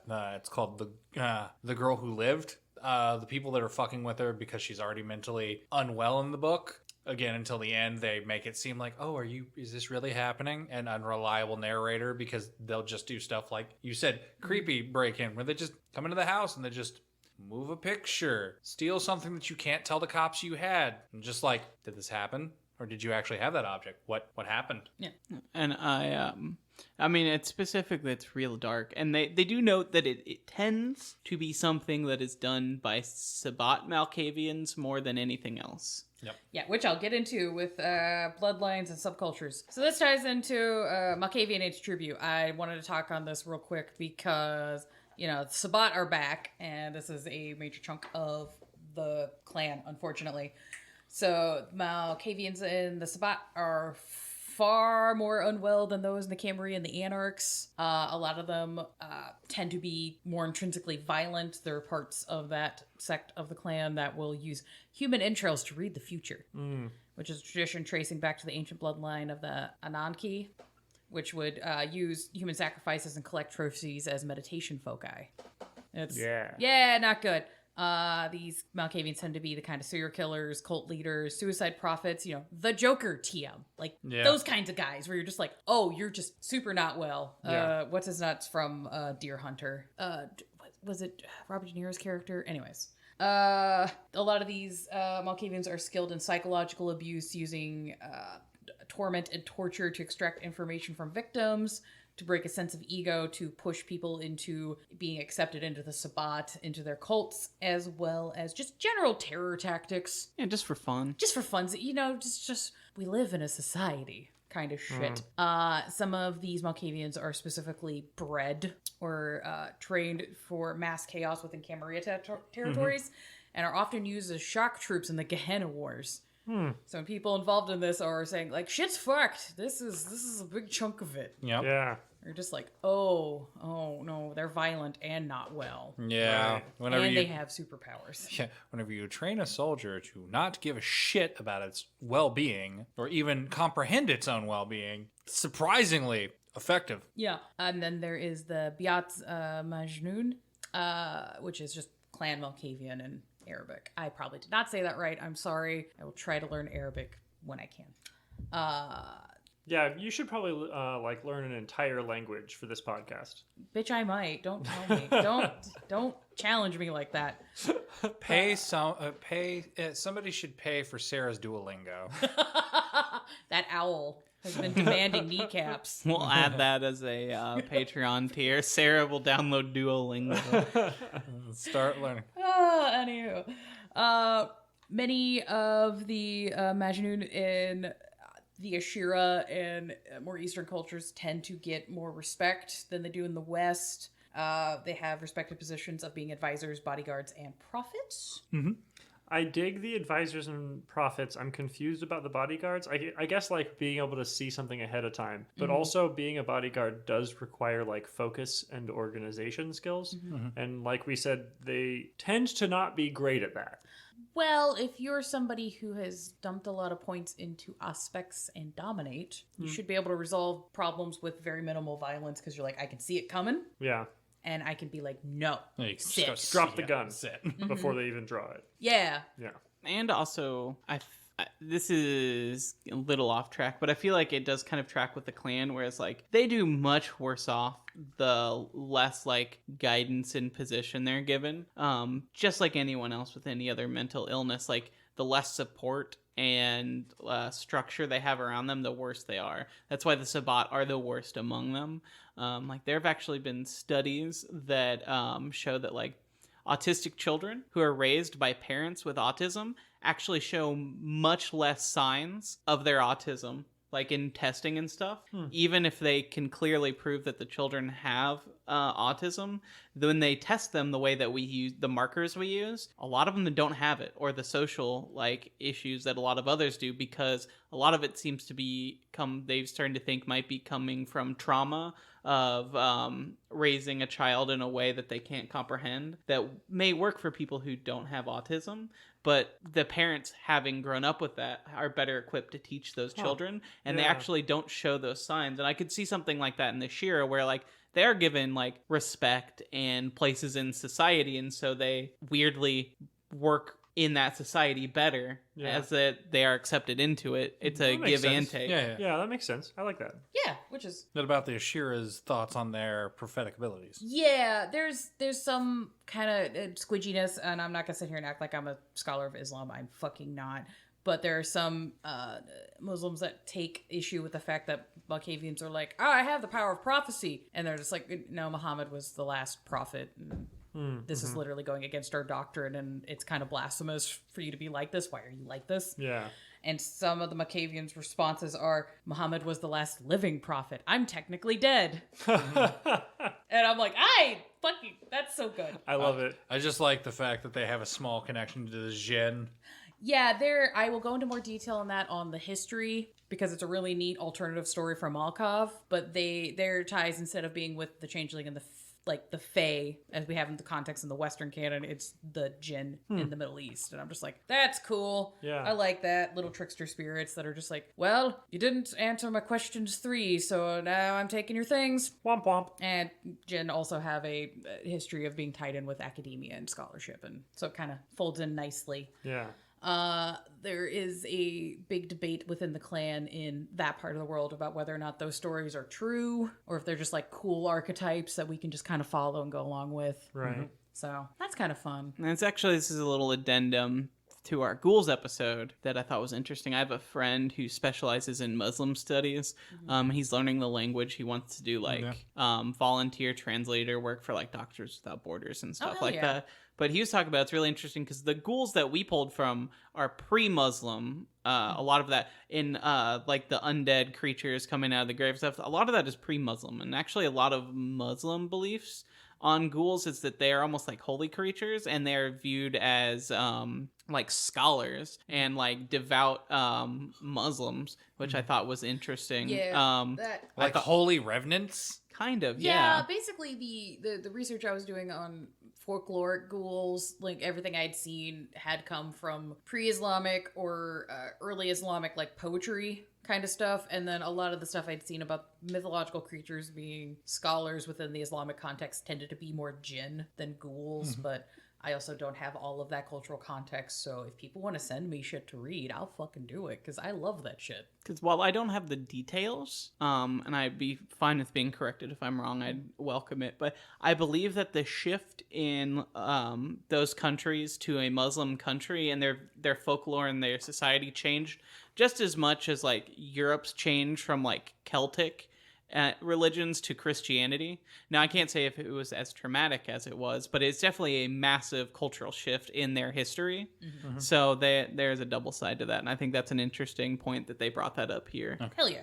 I'm gonna say this just to be real. Pretty much anytime there's a mass quick change in religious views, there's probably a lot of bad Probably stuff. a lot of Yeah. Probably a lot of bad deaths and stuff. trauma and war crimes and theft. Yeah. So we're gonna do a quick breakdown on basics with the Malkavians for V5. So their disciplines are dominate. This is the mind control focused. You're doing the thing. With the note about dementation. Dementation in old vampire was its own discipline tree. Instead, now it is a specific amalgam power with obfuscate. Yep. So you need to have dominate and obfuscate, which you do get with the clan. Woo. This subtle power requires nothing more than the casual conversation, as the vampire's insidious influences hides between the lines and inflections employed. The victim finds themselves increasingly agitated as their inner demon bubbles to the surface, eventually drowning out all rhyme and reason. A mortal who becomes impaired by this power experiences a nervous breakdown or a psychotic break, the shape and nature of which depends on their personality and perhaps their blood resonance. A vampire becomes impaired by this power must immediately succumb to a compulsion as chosen by the power's user. Damn. That's so mean. It's so mean. That is on core book, page 256-57. If you want an example of how mean this is, literally LA by Night. Oh yeah. This becomes a major plot point. I'm not going to spoil it. Yeah, that's fine. That's But, fine. you know, fill him with gold. Yep. That's all you need to know. The other powers are aspects, which is seeing beyond sight, baby. So Baby. you can see ghosts, you can see auras, you can see into the future, you can do a telepathy thing. There's lots of cool shit. Honestly, I think my favorite Auspex power, every time I get Auspex, I only want one dot, honestly, and it's just because I love heightened senses. Heightened sense is so I- fucking Like useful. being able to just be like, what is he saying across the room? Oh, okay, cool. I will say, I think it's either the Storyteller's Vault Black Hand or it's the Vampire Guide. There's an Auspice level 1 power that I love, and I just want to take it on every character. It's just blind fighting. It's just, oh no, I'm not going to take Eyes of the Beast. Yeah. I'll just close my eyes. Right. I don't need sight. I'm just can- going to go on like feeling and sound. I'm a bat. A Malkavian that's just really into Daredevil. Yes. Takes his cosplay very seriously. Obfuscate is the other Malkavian discipline that doesn't get talked about as much, but I love it because the way Obfuscate works is you're basically hacking into somebody's brain so they don't perceive you. You're not actually invisible, which is like so fucking on brand for this clan to be like, and no. Yeah, you don't Stop see it. me. You don't see me. I'm not here. It's fine. I'm invisible. And some of the dots literally like people see you, but you look so normal that they don't remember you. They might be like, oh, some construction worker will just walk by me. Ah, yeah. Or if you're in an office building, you're like, yeah, some other office drone just passed me by. I can't even remember what they look like. Which is also like fucking spot Perfect. on for Yeah. this clan and theming. It's chef's kiss. So good. The clan Bane I found online is called Fractured Perspective. Does somebody want to read that? Sure. Yep, I'll go for it. Afflicted by their lineage, all Malkavians are cursed with at least one type of mental derangement. Depending on their history and the state of their mind at death, they may experience delusions, visions of terrible clarity, or something entirely different. When the Malkavian suffers a bestial failure or a compulsion, their curse comes to the fore. Suffer a penalty equal to your character's Bane severity to one category of dice pools, either physical, social, or mental, for the entire scene. This is in addition to any penalties incurred by their compulsions. You and the storyteller decide the type of penalty and the exact nature of the character's affliction during character creation. That's from the core book, 79. Yeah. Yeah, I'll do the next one. Oh, wait, hold on. Oh, what? I was going to say, this is instead of doing the derangements that we had in V20, so you're not like putting on the cosplay face of somebody else's mental illness. So it's like, if you want to delve into that, you talk about it with your storyteller ahead of time. If you don't want to fuck with it and you're just like, I have synesthesia and I just can't focus on shit, or just get like, hyper ADHD or something. Yeah. I think this like plays more like realistically into mental health and moments of the lack thereof, where it's like, yes, they suffer from mental illness at all times. They're Malkavians, that's their curse, but their compulsions are really like low points. It's like in your depressive spiral when like you forget to eat for 3 days because you're just Sad. you just don't. Yeah. That's like this, in my opinion. It's a moment of like spike down. Okay, things are better. We can move on. Or just panic attack. Yeah, exactly. It's again. I think I'm gonna quote this every time we're talking about fucking Malkavian. It's the fucking it's the fantasy high moment of just like Adine, it doesn't define you. This is just a panic attack. You're just sick. Like you are not anxiety. You're just having something about anxiety. Yeah, and the fact that it's tied in with bestial failures or suffering another problem is also analogous to just, hey, usually when things suck extra for you. Yeah. Good luck. Yep.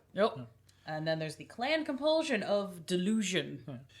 Delusions. Well, no, delusion. The extrasensory gifts running wild. The vampire experiences what might be truths or portents, but what other clans call figments of imagination, dredged up by hunger. While still functional, the vampire's mind and perspectives are skewed. They receive a 2 dice penalty to rolls involving dexterity, manipulation, composure, and wits, as well as on rolls to resist terror, frenzy for one scene. So imagine having that and then also being like -2 to social pools. Yeah. So depending on what's going on, it could be -4. Rough. And I'm just like, oh, Yeah, baby, real rough. no, baby, no. Well, again, that's up to your Bane severity. Yeah, that a lot of people when they start the games usually have Yeah. a Bane severity of 2, but depending on how you start your character, could start with 3. It could be so much worse. Or you could build it up, and if you're like, oh yeah, I've just been building up my blood potency because I thought it'd be a cool way to boost my powers, it's like, Bane severity 4, bitch. I am so glad that there's a great trade-off for being a caitiff. Just like, you don't have a clan Bane. Yeah, but the clan banes and compulsions add to the spiciness, which makes the game fun.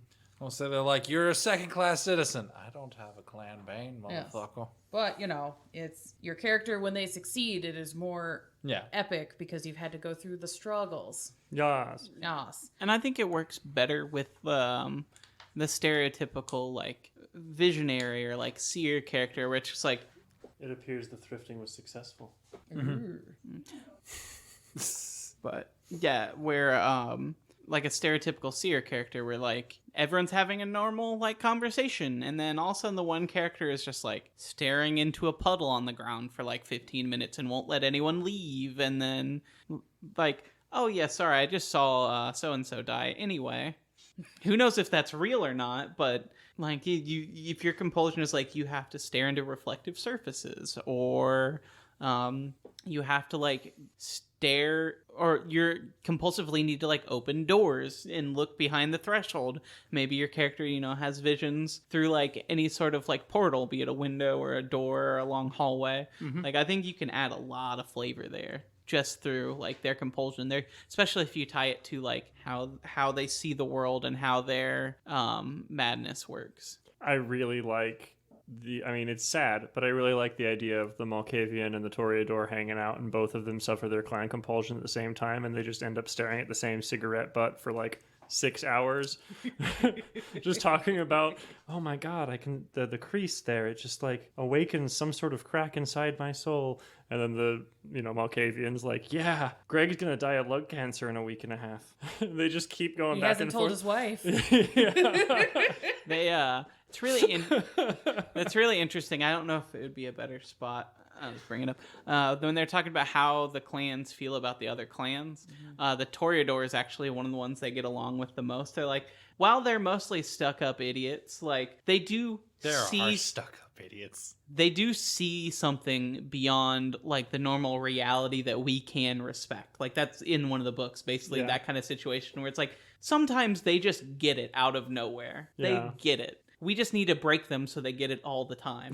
Is that like basically the sentence after that? So that Clan Malkavian. yeah, that's kind of what the pranks are, and that like they're not like. I mean, you can have a game that's fun. I'm not gonna tell you how to run your game, but I think it was always intended to be something meaner. It's like, oh, every time this Toreador sees like fresh cut roses, they pause for a minute and they're seeing something beyond this. Let's push them to where that's all the time. That's the prank. Is like we will just make them suffer their clan compulsion constantly because then they'll see the real reality. Right. That the rose isn't there. You are the rose. You are the rose. No, there are 500,000 roses in this room. What the fuck is wrong with you? This is how you get ants.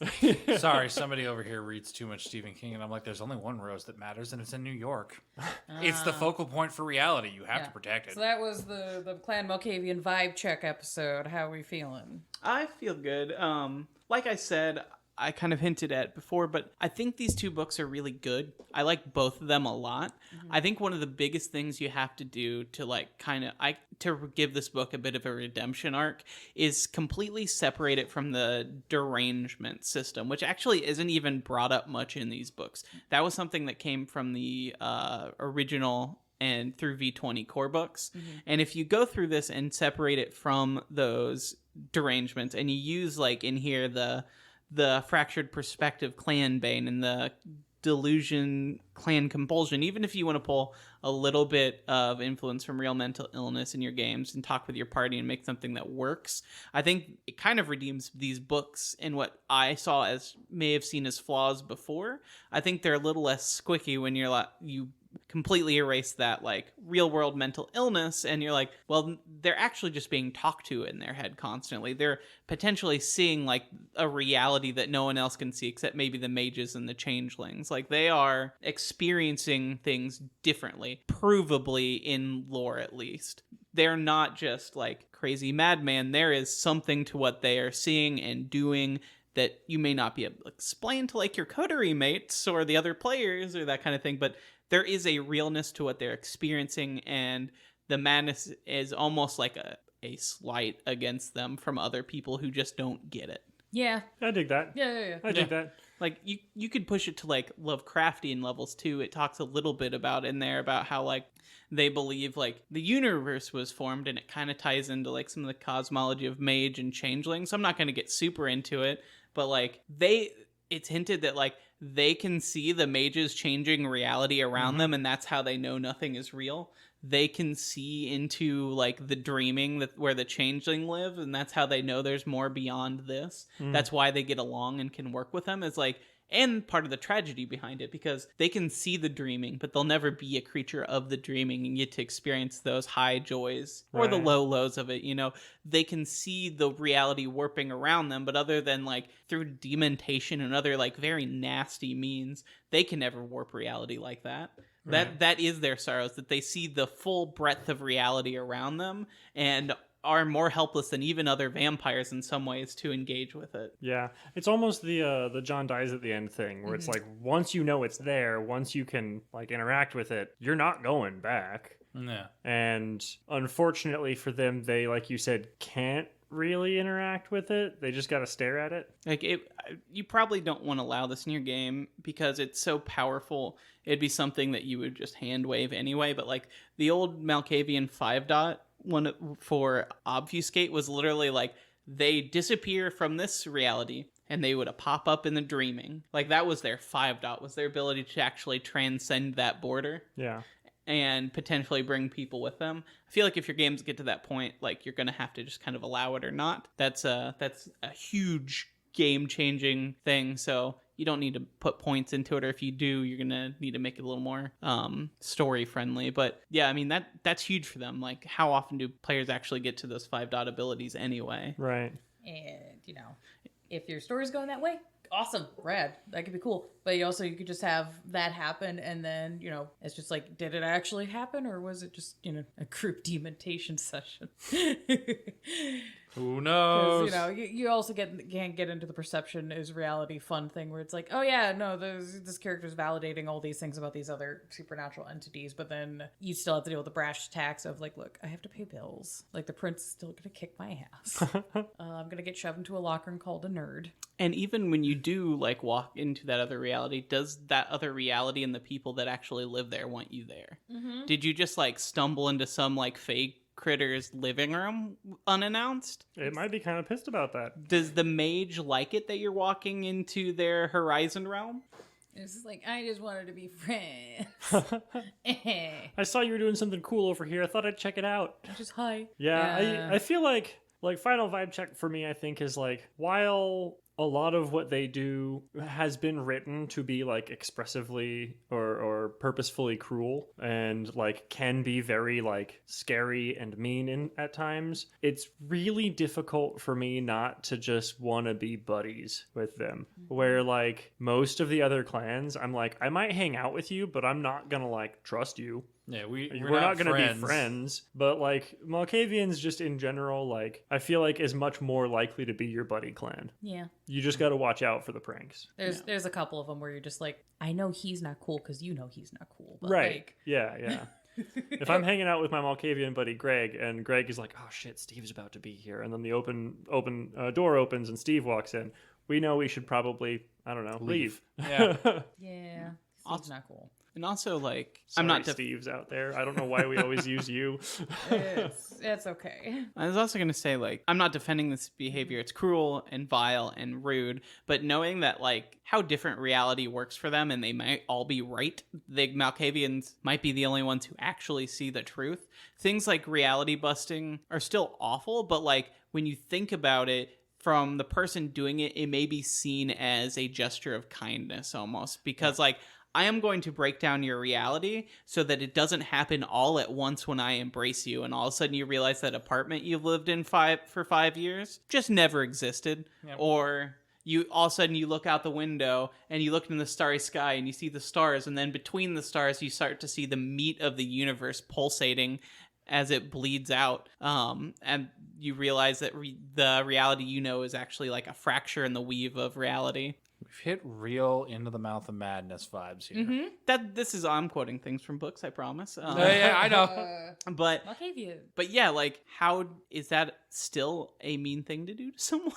When, or are you just like having them step into the shallow end of the pool first? Yeah, because again, my thoughts on them, I love the clan. They're great as long as they're handled properly. I feel somebody can tell a very rich and deep story if they know what they're doing. And yeah, you don't need to research any conditions or whatnot. It's nice if you do, if you want to like either tell something about trauma you know, or put a light on things, much like how, again, let's be real, a good version of like a representative is Moon Knight. That is a good representation that you could be playing as long as you handle it with care. Like, they have the ability to tell the most vile, stupid, just insensitive stories, but on that end, they also have the ability to tell great stories that you're attempting to try and bring light to other individuals and trying to help be like, hey, this stuff is more common than you think, and you don't see it, but it's there. And there are some people that just have to deal with this at all times. And because it's an invisible illness, you don't know. Yeah. I think something else that we should probably bring up real fast is like, while Malkavians are really cool, they're fun to play, they can give a lot of really awesome and enriching stories. They are also, I think, like one of the clans that it's easiest to accidentally play like almost a Mary Sue, where it's like, I want to work through my own stuff personally. And while that's like very good and healthy in some circumstances, you probably shouldn't do that at table with your friends. Without letting them know. And even before that, like, be very careful doing that because your friends are not psychologists, they're not therapists, and if you want to try to work through some of your stuff in character, that's fine, but like, you have to be conscious of how that can play into your like real life with your friends even. Yeah. Because again, there's dice and problems. Just if you're gonna do something weird like that, you need to let everybody know. Yeah. Like, and make sure everybody's consenting. I mean, I would go so far as to say that while I love the game, World of Darkness is probably not a great therapy tool. Period. Probably not. Like, Yes.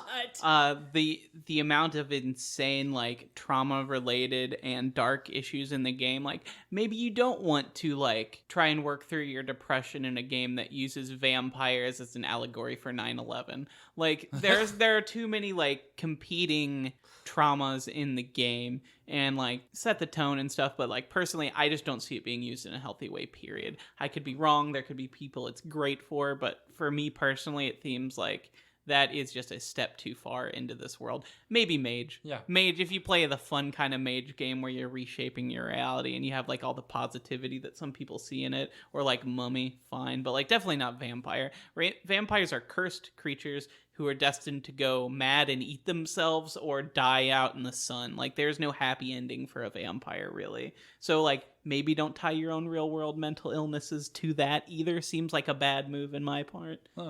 I could say, like, because we have a friend of the podcast that does advertising, that it could be, but again, you need to, like, research that. Like, it's definitely a minefield. Like, I can see it being used, but it's more than likely going to be like either John or Hunter said. It's probably going to be more detrimental unless you really put the work in and everybody's consenting and on the main page. Like, at least that's my thoughts. Like, it could be, but like, you got to do a lot for that to work. I'm just saying, Dracula owes me some goddamn money. Yeah, thank you, Paralyze, for our bitchin' soundtracks. They are on Bandcamp. Check them out. We will have Patreon clan polls up with this episode, correct? For the next round? Yeah, we can go ahead and do that. We're gonna do our movie poll this week. Yeah. For Friday. Okay. This comes out on Monday. The poll should be already up, and we'll determine the movie we watch on this first Friday of October. If it's going to be an actual poll. No, it will be, because real poll. I use my randomized list. If you guys want to conspire to put the same movie on every other option, that's Bliss. fine. All you're gonna do is split your votes when 3 people vote for Bliss on different options, and then the other 2 people vote for my movie. Have fun. I just want him to stop screaming Bliss. You No. guys don't So understand. No, I've started memeing it in our mod chat. It's getting powerful. The amount of the mod chat that's just like, what movie do you want? Bliss! And I'm just like, guys, what if we just oops all Bliss? It'll be fine. Look, we got this. So yeah, there'll be movie poll, and then the Patreon clan poll will be out the next week with the second episode. Yes. Next Hell week yeah. we have our off week. So we'll have our first episode, then there'll be an off week, then there'll be our history Malkavians, and then our bonus episode. Dope. Good to know. We also have some fun, spicy things in the work for the bonus episode for the clan. So Yeah. dope. You can find us on Twitter at BlankBodiesPod. We exist on Instagram at blank. Oh, wait, hold on. I got that backwards. Instagram, BlankBodiesPod. Twitter's at BlankBodies. Discord, it's free. You should come hang out. We got a cool community that does cool stuff. I love Skytax. Yeah, Yeah, apparently the it's new thing. wonderful. It's the most wholesome. It is It's literally wonderful. the most wholesome thing I've ever seen in a World of Darkness anything. Right? Literally. And I don't even know why we do it. Somebody was taking photos of the sky on the way to work. I think Brian did Was it it Brian? first. Mm-hmm. I think it was Brian. And then we all just started screaming sky tax, and then now we just all take photos of the sky. It's nice. It's very pleasant. It's very pretty. It's very great. good for tracking. Hell yeah. This is how those Malkavian get-togethers get started. We're all taking photos of the sky. We don't know why, and then all of a sudden the prince is dead. I was gonna say all of a sudden the Skytax photos are the same because they're all in one place. That but happened one day where everybody had the Oh, same yeah. shade of blue. It was a whole Pantone color of the year moment. It was but good. See, you're sometimes- already finding patterns. That's a bad sign. All right. Goodbye. Bye. Bye-bye. Goodbye. Where's my money?